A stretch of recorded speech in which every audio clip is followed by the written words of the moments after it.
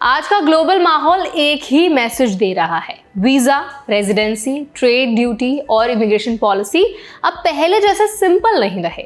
अगर आप यूएस में H1B पर हैं, इंडिया से ट्रैवल कर रहे हैं, ग्रीन कार्ड का इंतजार कर रहे हैं, जापान या कनाडा जैसे देशों में सेटल होने की प्लानिंग कर रहे हैं या एक्सपोर्ट बिजनेस से जुड़े हैं, तो रूल्स को सरफेस लेवल पर समझना काफी नहीं है। छोटी सी गलती एयरपोर्ट पर वीजा कैंसिल करा सकती है, जॉब फ्यूचर अनसर्टेन बना सकती है या सालों की प्लानिंग रोक सकती है। तो आज इस डिटेल्ड बुलेटिन में हम 5 से 6 बड़े डेवलपमेंट्स आपको बताएंगे स्टेप बाय स्टेप। पहला तो है अबू धाबी एयरपोर्ट पर एक महिला का H1B वीजा कैंसिल कैसे हुआ और रूल्स क्या कहते हैं। दूसरा, इंडियन प्रोफेशनल्स के बीच अमेरिकन ड्रीम पर बढ़ती फ्रस्ट्रेशन, खासकर बिना H1B के फ्यूचर कैसा होता है। तीसरा, यूएस ने इंडियन सोलर इंपोर्ट्स पर 126% ड्यूटी क्यों लगाई और इसका इंडियन एक्सपोर्टर्स पर क्या असर होगा। चौथा, जापान ने परमानेंट रेजिडेंसी रूल सख्त कर दिए हैं और 5 ईयर वीजा स्टे क्यों जरूरी कर दिया गया है। पांचवा है, कनाडा फॉरेन मिलिट्री मेंबर्स को इमिग्रेशन में प्रायोरिटी क्यों दे रहा है। और छठवा है, यूएससीआईएस डेटा के मुताबिक H1B फाइलिंग्स बढ़ी लेकिन अप्रूवल्स घट गई, इसका प्रैक्टिकल मतलब क्या है। तो चलिए फिर जल्दी से बुलेटिन को स्टार्ट करते हैं। हाय, मेरा नाम है वर्षा दुबे और आप मुझे देख रहे हैं NBD टेक एड पर। सबसे पहले बात करते हैं उस केस की जिसमें एक इंडियन ओरिजिन महिला का H1B visa Abu Dhabi airport पर कैंसिल कर दिया गया। रिपोर्ट के मुताबिक वो इंडिया आई थी अपनी बेटी का पहला बर्थडे सेलिब्रेट करने और वापस यूएस लौटते समय अबू धाबी एयरपोर्ट पर यूएस प्री क्लियरेंस फैसिलिटी में उनका वीजा कैंसिल हो गया। यहाँ सबसे जरूरी बात समझनी है, यूएस में एंट्री का फाइनल डिसीजन एयरपोर्ट पर कस्टम्स एंड बॉर्डर प्रोटेक्शन यानी CBP ऑफिसर लेता है। वीजा आपके पासपोर्ट पर स्टैंप होता है लेकिन एंट्री ऑटोमेटिक राइट नहीं होता। ऑफिसर ये देखता है कि आपका स्टेटस वैलिड है या नहीं, एम्प्लॉयमेंट एक्टिव है या नहीं और क्या आपने वीजा रूल्स फॉलो किए। H1B visa dual intent category में आता है लेकिन इसकी वैलिडिटी एम्प्लॉयर और पिटिशन पर डिपेंड करती है। अगर एम्प्लॉयमेंट टर्मिनेट हो गया हो या डॉक्यूमेंटेशन में मिसमैच हो या ऑफिसर को लगे कि इन्फॉर्मेशन क्लियर नहीं है तो वीजा रिवोक किया जा सकता है। प्री क्लियरेंस फैसिलिटी जैसे अबू धाबी में यूएस ऑफिसर्स फॉरेन सॉइल पर ही यूएस इमिग्रेशन चेक करते हैं। अगर वहां वीजा कैंसिल हो जाए तो आपको यूएस फ्लाइट बोर्ड करने की अनुमति नहीं मिलती। इंडियन H1B होल्डर्स के लिए लेसन क्या है, तो ट्रैवल से पहले हमेशा ये चेक करें कि आपका I-797 अप्रूवल नोटिस वैलिड है। एम्प्लॉयर लेटर कैरी करें जिसमें एम्प्लॉयमेंट एक्टिव होने का कंफर्मेशन हो। रीसेंट पे स्टॉप साथ रखें। अगर जॉब चेंज हुआ है तो H1B transfer approval properly carry करें। CBP ऑफिसर अगर सेक्शन 221 सब क्लॉज G या वीजा रिवोकेशन इनिशिएट करता है तो पैनिक करने के बजाय इमिग्रेशन अटॉर्नी से तुरंत कॉन्टैक्ट करें। एयरपोर्ट पर आर्गुमेंट करने से सिचुएशन खराब हो सकती है। काम रहें, डॉक्यूमेंट्स क्लियर रखें और फैक्ट्स कंसिस्टेंट रखें। अब बढ़ते हैं हमारे दूसरे टॉपिक की तरफ, अमेरिकन ड्रीम और इंडियन प्रोफेशनल्स की रियलिटी।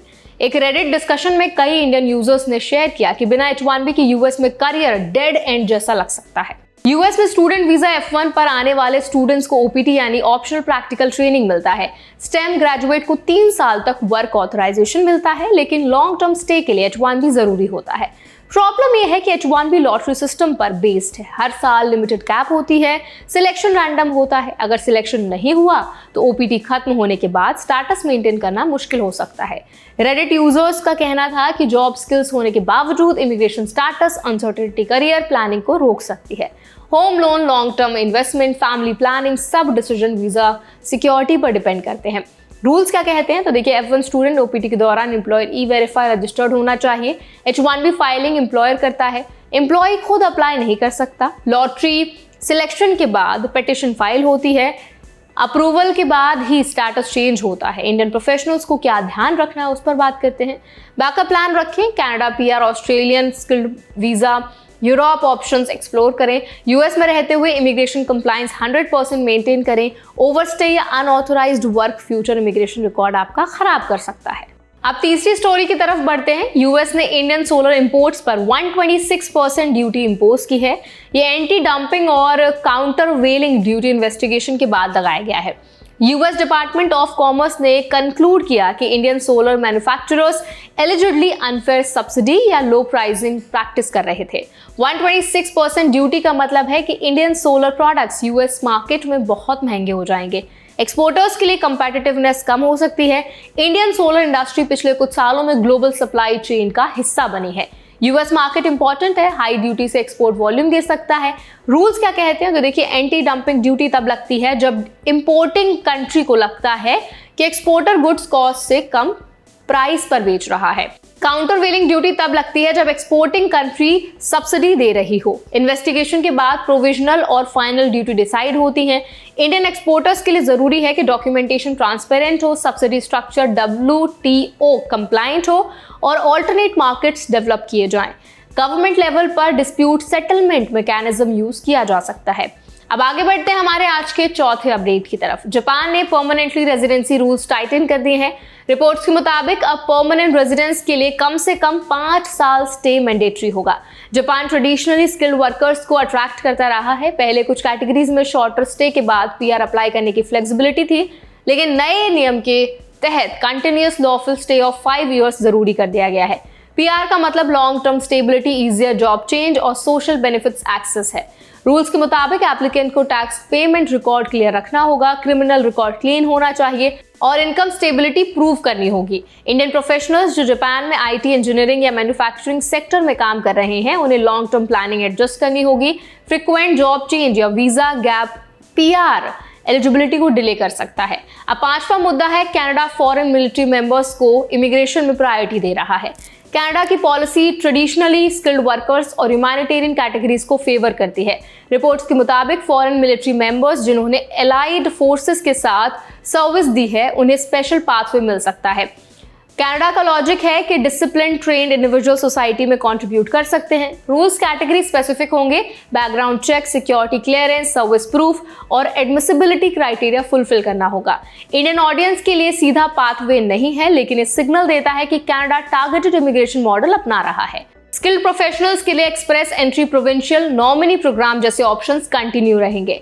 अब छठवां और बहुत इंपॉर्टेंट मुद्दा है, USCIS डेटा के मुताबिक फाइनेंशियल ईयर 2025 में H1B फाइलिंग 7% बढ़ी, लेकिन अप्रूवल 17.8% गिर गई। इसका मतलब क्या है तो देखिए, डिमांड बढ़ रही है लेकिन स्क्रूटनी भी बढ़ रही है। अप्रूवल रेट कम होने का मतलब है कि रिक्वेस्ट फॉर एविडेंस यानी RFE ज्यादा हो सकते हैं, डॉक्यूमेंटेशन स्ट्रिक्ट हो सकता है। USCIS पिटीशन इवैल्यूएट करते समय देखता है कि जॉब स्पेशलिटी ऑक्यूपेशन है या नहीं, कैंडिडेट क्वालिफिकेशन मैच करता है या नहीं, एम्प्लॉयर एम्प्लॉय रिलेशनशिप जेन्युइन है या नहीं।